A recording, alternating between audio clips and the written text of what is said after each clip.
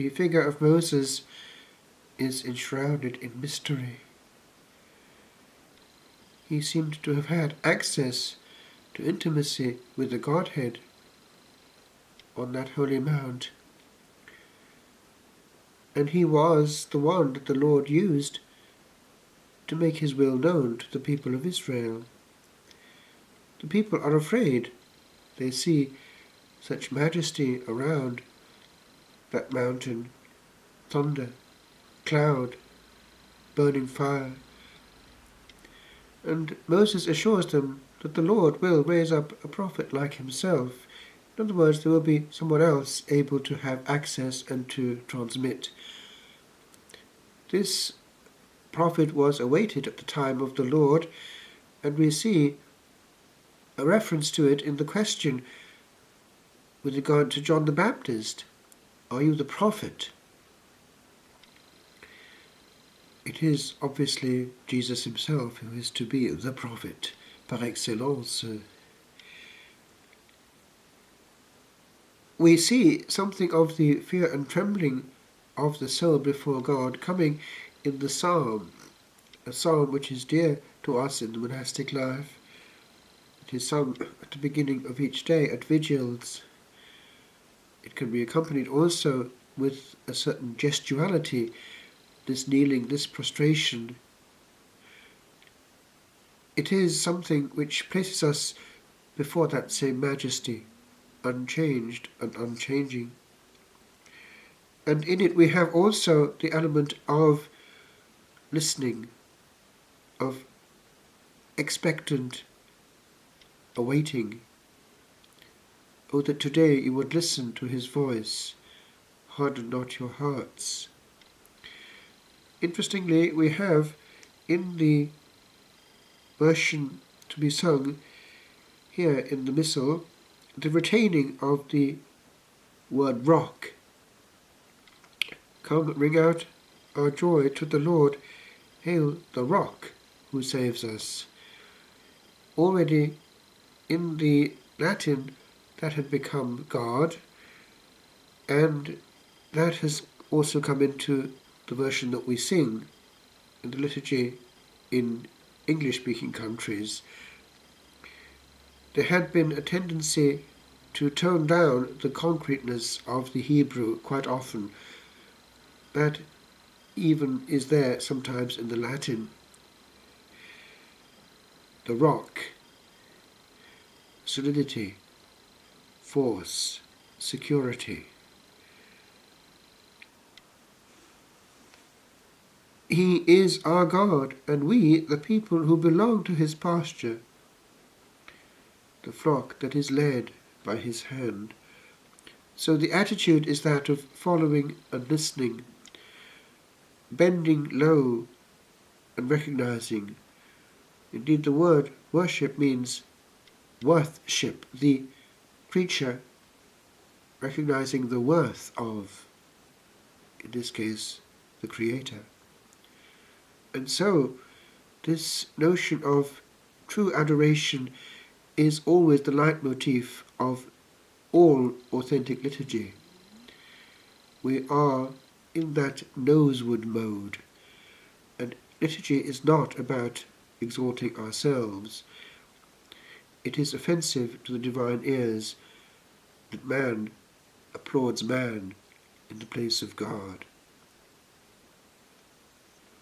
But on the contrary, the use of instruments and the creation of beauty according to the culture of the nation is something scriptural. Nothing should be spared, but it should be in the correct mode.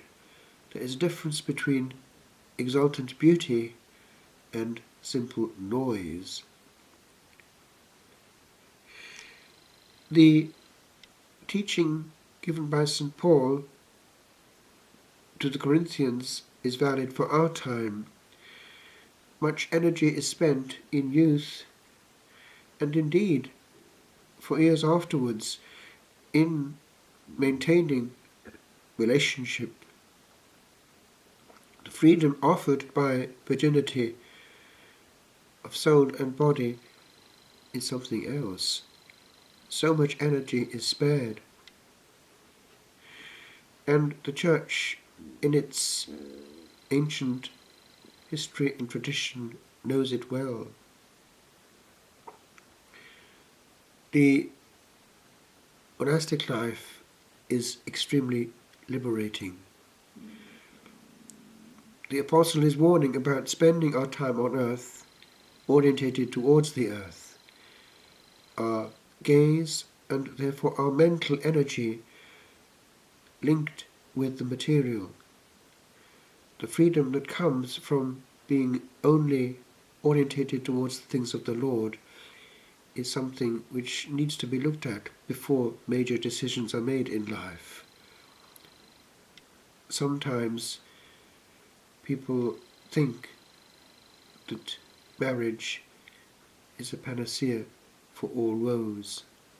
Alas, reality at times is very different, and much pain is avoided by not basing our happiness on another human being.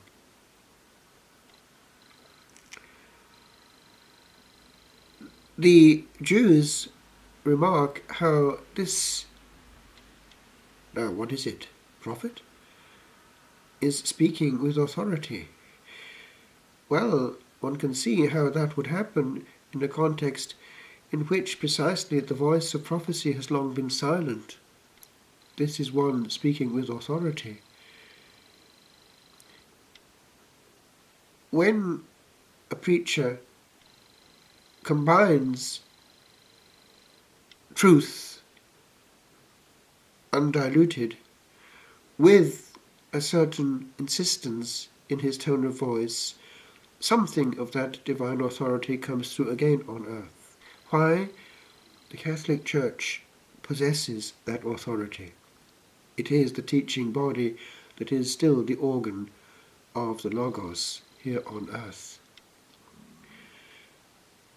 We need therefore to be proclaiming truth in our Sunday preaching, not ourselves, and not just stories to amuse. Parables are for a point, and a teaching is presented to the people using a means which makes it stick. But the truth is always the object. And in that context, authority is given also by a certain mastery of the art of delivery. It is not enough to read. The Lord did not read his preaching. He read, yes, the sacred texts, but he actually gave of himself in the fullness of his personality. Authority was also personal.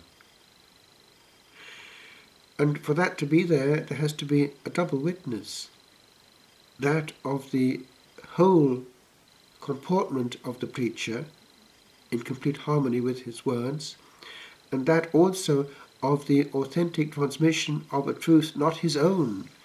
One is not proclaiming opinions, one knows, and that calm knowledge convicts.